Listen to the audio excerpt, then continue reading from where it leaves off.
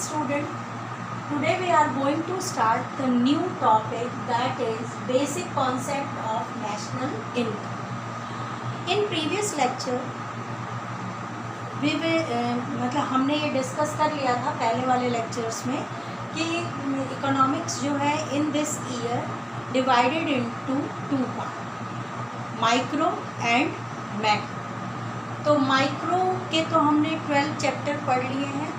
Chapter 13 अभी मैंने पढ़ाया नहीं है, वो अपन बाद में पढ़ेंगे। चैप्टर 14 से जो है वो आपकी बुक में मैक्रो का पार्ट है।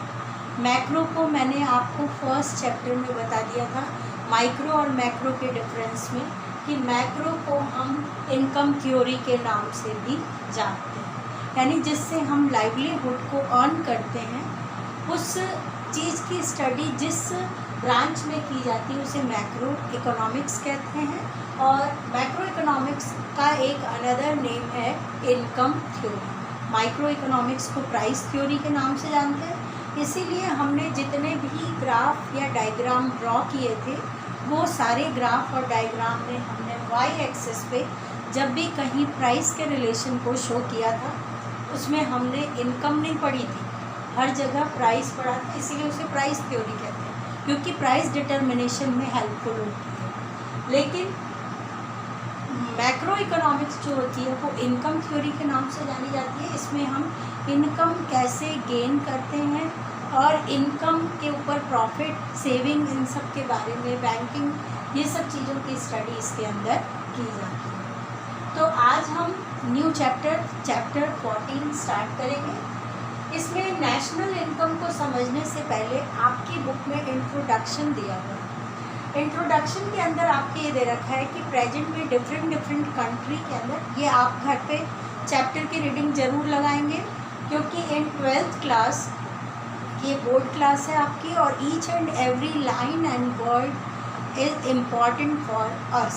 हम किसी भी लाइन और वर्ड को छोड़ नहीं सकते। किसी भी लाइन, किसी भी पैराग्राफ से आपके बोर्ड में क्वेश्चन आ सकता है। इसमें आपके इंट्रोडक्शन के अंदर ये दिया हुआ है कि कॉमर्शियल एक्टिविटीज़ जो होती हैं उनके एग्जाम्पल दिए हुए हैं। Cattle rearing, agriculture, industry, trade, banking, communication, ये सब एग्जाम्पल हैं कॉमर्शियल एक्टिविटी के जिनसे हमें इनकम अर्न होती है। ये जो एक्टिविटीज़ हैं ये हमें किस चीज़ में हेल्पफुल होती हैं? People to earn their livelihood, यानी आदमी कमाता है अपने जीवन निर्वाह के लिए। यानी इकोनॉमिक एक्टिविटी वो एक्टिविटी होती है, economic activities mentioned above enable people to earn their livelihood, यानी ये हमें मनी अर्न करने में हेल्पफुल होती हैं। उन एक्टिविटीज़ को हम इकोनॉमिक एक्टिविटी, यानी जिन एक्टिविटी को या जिन एफर्ट से हम मनी अर्न करते हैं उन्हें हम इकोनॉमिक एक्टिविटी कहते हैं। फिर आपकी बुक में एफर्ट्स का दे रखा है कि इकोनॉमिक एक्टिविटी के लिए पीपल जो होते हैं वो 2 टाइप के एफर्ट करते हैं, या तो फिजिकल एफर्ट करते हैं या मेंटल एफर्ट करते हैं। मेंटल एफर्ट लाइक कोई कंप्यूटर इंजीनियर है तो वो अपने दिमाग से लैंग्वेज वगैरह को इंटरनेट करता है और फिर उससे प्रोग्रामिंग वगैरह करते हैं, कोडिंग करते हैं, तो उसमें वो मेंटल एफर्ट करते हैं। ऐसे फिजिकल एफर्ट में जैसे कोई लेबर है वो हाउस बिल्डिंग में काम कर रहा है, मतलब मकान बनाने में उनकी जो भी लेबर इंटेंस टेक्निक यूज़ की जाती है, तो उससे जो एफर्ट से मनी अर्न करेगा, यानी मनी अर्न 2 एफर्ट से की जा सकती है, मेंटल और फिजिकल, इन दोनों एक्टिविटीज से। फिर जो कंट्री की इनकम होती है वो देखो, पीपल की इनकम तो पीपल की जनरल इनकम कहलाती है, और जो कंट्री की इनकम होती है उसे हम कंट्रीज़ इनकम को नोन एज नेशनल इनकम कहा जाता है। अब नेशनल इनकम जो है उसमें 3 इम्पॉर्टेंट बातें हैं। सबसे पहले, with the help of national income the information of economic achievement of a country. National income को पढ़ने से या समझने से हमें क्या फ़ायदा होता है कि हमें किसी भी कंट्री की इकोनॉमिक अचीवमेंट की इंफॉर्मेशन गेन होती है। कोई कंट्री इकोनॉमिकली कितनी स्टेबल है ये हमें पता चलता है कि कोई कंट्री पुअर है या रिच है। ये हम कैसे जानते हैं?